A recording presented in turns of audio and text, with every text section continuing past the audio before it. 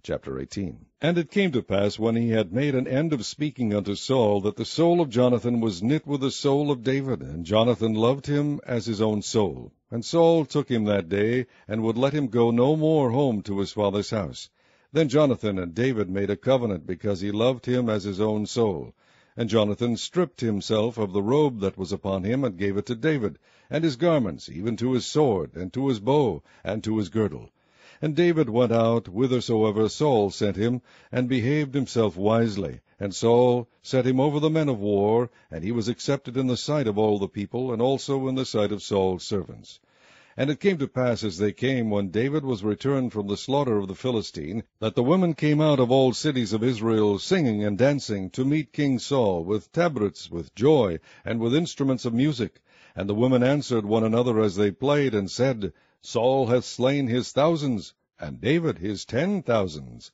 And Saul was very wroth, and the saying displeased him. And he said, They have ascribed unto David 10,000s, and to me they have ascribed but thousands. And what can he have more but the kingdom? And Saul eyed David from that day and forward. And it came to pass on the morrow, that the evil spirit from God came upon Saul, and he prophesied in the midst of the house. And David played with his hand, as at other times, and there was a javelin in Saul's hand. And Saul cast the javelin, for he said, I will smite David even to the wall with it. And David avoided out of his presence twice. And Saul was afraid of David, because the Lord was with him, and was departed from Saul. Therefore Saul removed him from him, and made him his captain over 1,000. And he went out and came in before the people. And David behaved himself wisely in all his ways, and the Lord was with him. Wherefore when Saul saw that he behaved himself very wisely, he was afraid of him. But all Israel and Judah loved David, because he went out and came in before them.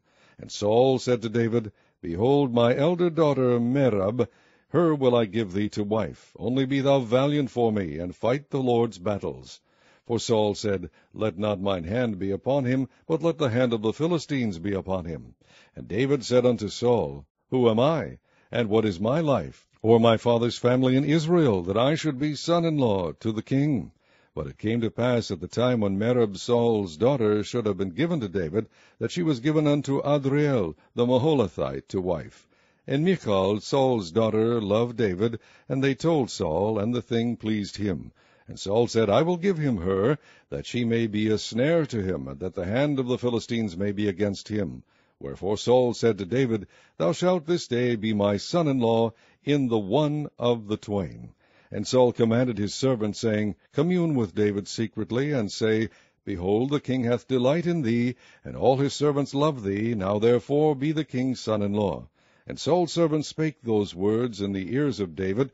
And David said, Seemeth it to you a light thing to be a king's son-in-law, seeing that I am a poor man and lightly esteemed? And the servants of Saul told him, saying, On this manner spake David. And Saul said, Thus shall ye say to David, The king desireth not any dowry, but 100 foreskins of the Philistines, to be avenged of the king's enemies. But Saul thought to make David fall by the hand of the Philistines. And when his servants told David these words, it pleased David well to be the king's son-in-law, and the days were not expired. Wherefore David arose and went, he and his men, and slew of the Philistines 200 men. And David brought their foreskins, and they gave them in full tale to the king, that he might be the king's son-in-law. And Saul gave him Michal his daughter to wife. And Saul saw and knew that the Lord was with David, and that Michal Saul's daughter loved him. And Saul was yet the more afraid of David, and Saul became David's enemy continually. Then the princes of the Philistines went forth, and it came to pass after they went forth that David behaved himself more wisely than all the servants of Saul, so that his name was much set by.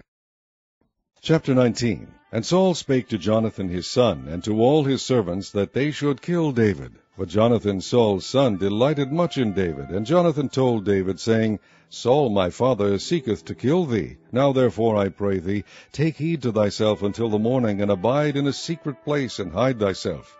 And I will go out and stand beside my father in the field where thou art, and I will commune with my father of thee, and what I see, that I will tell thee.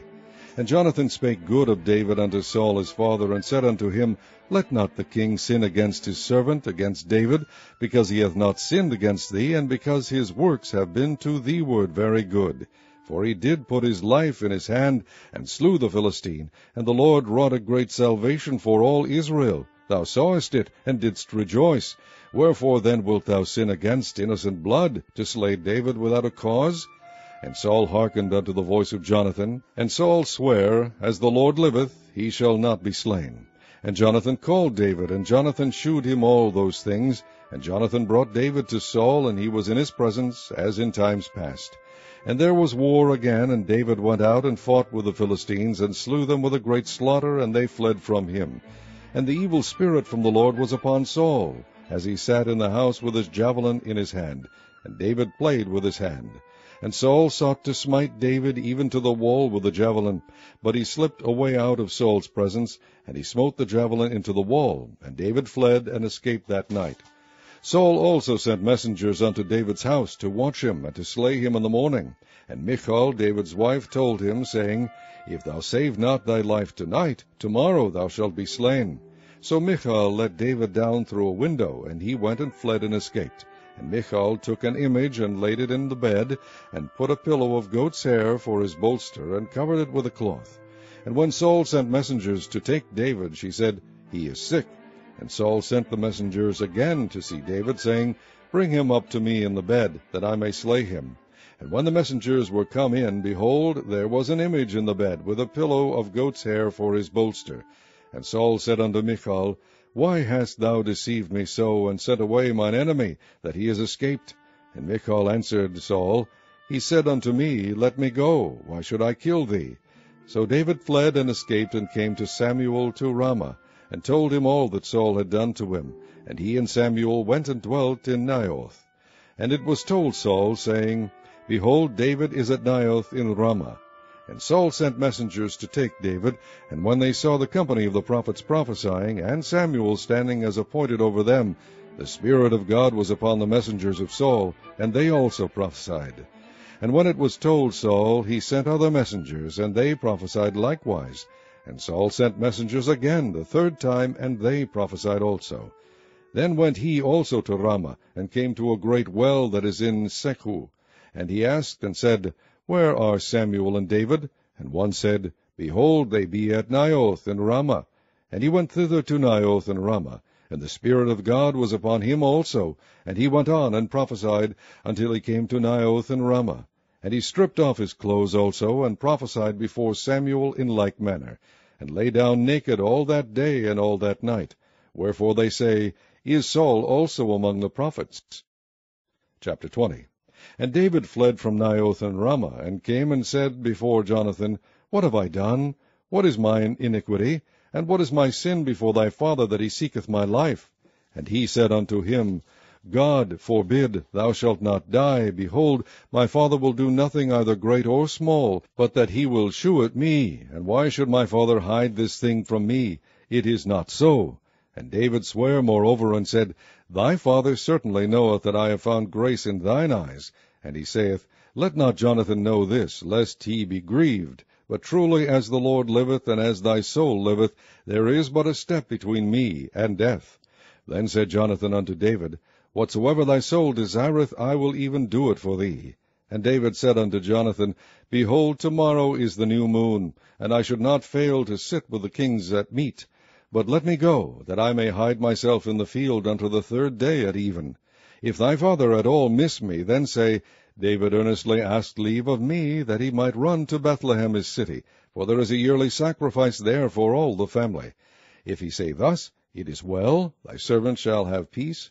But if he be very wroth, then be sure that evil is determined by him. Therefore thou shalt deal kindly with thy servant, for thou hast brought thy servant into a covenant of the Lord with thee. Notwithstanding, if there be in me iniquity, slay me thyself, for why shouldest thou bring me to thy father? And Jonathan said, Far be it from me, for if I knew certainly that evil were determined by my father to come upon thee, then would not I tell it thee? Then said David to Jonathan, Who shall tell me, or what if thy father answer thee roughly? And Jonathan said unto David, Come, and let us go out into the field. And they went out both of them into the field.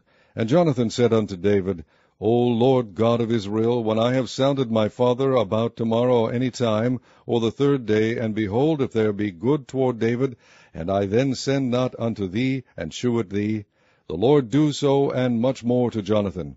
But if it please my father to do thee evil, then I will shew it thee, and send thee away, that thou mayest go in peace, and the Lord be with thee, as he hath been with my father. And thou shalt not only while yet I live shew me the kindness of the Lord, that I die not, but also thou shalt not cut off thy kindness from my house forever, no, not when the Lord hath cut off the enemies of David every one from the face of the earth. So Jonathan made a covenant with the house of David, saying, Let the Lord even require it at the hand of David's enemies.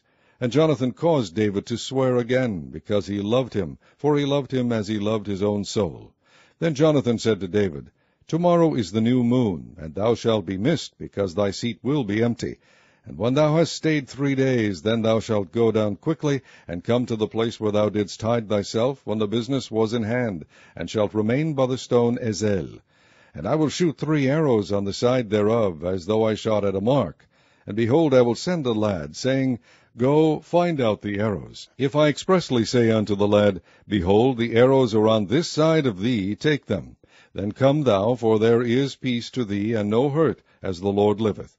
But if I say thus unto the young man, Behold, the arrows are beyond thee, go thy way, for the Lord has sent thee away. And as touching the matter which thou and I have spoken of, behold, the Lord be between thee and me forever. So David hid himself in the field. And when the new moon was come, the king sat him down to eat meat. And the king sat upon his seat, as at other times, even upon a seat by the wall. And Jonathan arose, and Abner sat by Saul's side, and David's place was empty.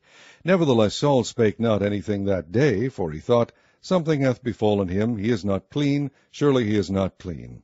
And it came to pass on the morrow, which was the 2nd day of the month, that David's place was empty. And Saul said unto Jonathan his son, Wherefore cometh not the son of Jesse to meat, neither yesterday nor today? And Jonathan answered Saul, David earnestly asked leave of me to go to Bethlehem. And he said, Let me go, I pray thee, for our family hath a sacrifice in the city, and my brother, he hath commanded me to be there. And now if I have found favor in thine eyes, let me get away, I pray thee, and see my brethren. Therefore he cometh not unto the king's table. Then Saul's anger was kindled against Jonathan, and he said unto him, Thou son of the perverse rebellious woman, do not I know that thou hast chosen the son of Jesse to thine own confusion, and unto the confusion of thy mother's nakedness? For as long as the son of Jesse liveth upon the ground, thou shalt not be established, nor thy kingdom. Wherefore now send and fetch him unto me, for he shall surely die. And Jonathan answered Saul his father, and said unto him, Wherefore shall he be slain? What hath he done? And Saul cast a javelin at him to smite him, whereby Jonathan knew that it was determined of his father to slay David. So Jonathan arose from the table in fierce anger, and did eat no meat the 2nd day of the month, for he was grieved for David, because his father had done him shame. And it came to pass in the morning that Jonathan went out into the field at the time appointed with David, and a little lad with him. And he said unto his lad, Run, find out now the arrows which I shoot. And as the lad ran, he shot an arrow beyond him. And when the lad was come to the place of the arrow which Jonathan had shot, Jonathan cried after the lad, and said, Is not the arrow beyond thee?